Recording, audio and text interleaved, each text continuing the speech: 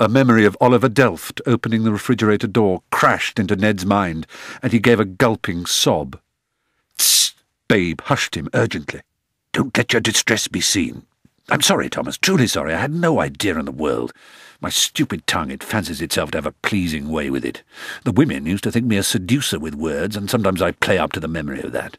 It's my one last vanity in this place of ruined minds, and in my vulgar haste I took you to a place you have forgotten to visit. But never mind that now. The day will come when you'll be pleased to go back there." "No," said Ned forcefully. "I mustn't. I absolutely mustn't. There are things in my past that I still don't understand properly, and Dr. Mallow says—" "Dr. Mallow says! Take comfort in knowing that this is a man who is capable of saying, 'It's checkmate in 4, unless I'm much mistaken.'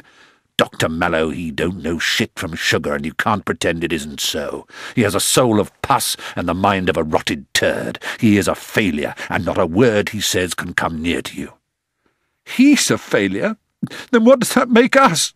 choked Ned. "What on earth does that make us?" "Well, that's something we must decide for ourselves, Thomas.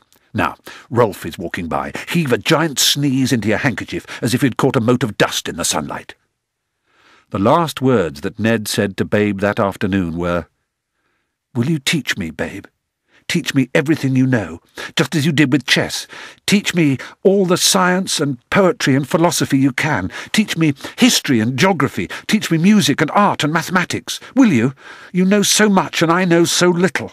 I was supposed to have gone to Oxford, but—" "Well, you were saved that, at least," Babe had replied. "So there's hope yet." "Yes, I'll teach you, Thomas. We shall tread the wide path of philosophy as we trod the narrow path of chess, and who knows what we shall discover about ourselves as we go along the way." Babe, who was allowed to spend as much time as he liked in the sunroom or out on the lawn, watched Ned being led back through the glazed partition and smiled to himself. A wickedly enchanting game of chess the lad played there.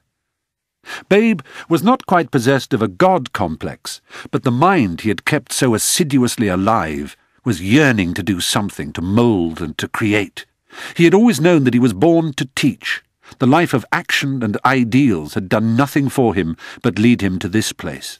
In the outside world he had denied his real vocation, and was being offered now a chance to redeem himself in one last act of dedication. Dedication this time not to the poor, the dispossessed, the conquered and the subjugated masses, but dedication to the life of the mind and the power of human will.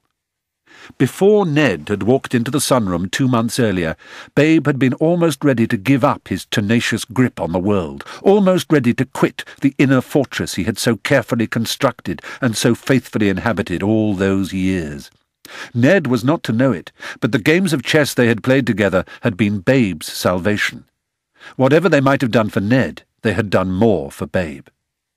Babe's brain was a freak of God's, and God deserved better than to have that freak die with the old man that housed it. His prodigious and flawlessly complete memory was the gift that had first marked him out. A memory without energy, will, and purpose is of no value, however, and those qualities Babe had too, and in terrifying superabundance. Without them, his brain, no matter what its speed and power, could never have survived the appalling regime of drugs, isolation, and electric convulsions to which he had been subjected for so many years. Babe's brain and memory were, after all, a simple matter of genetic fortune, and he took no pride in them whatsoever. He had come to discover that it was his will, and his will alone, that marked him out from common men, and will, unlike cerebral proficiency, could be taught, passed on, and made to live forever.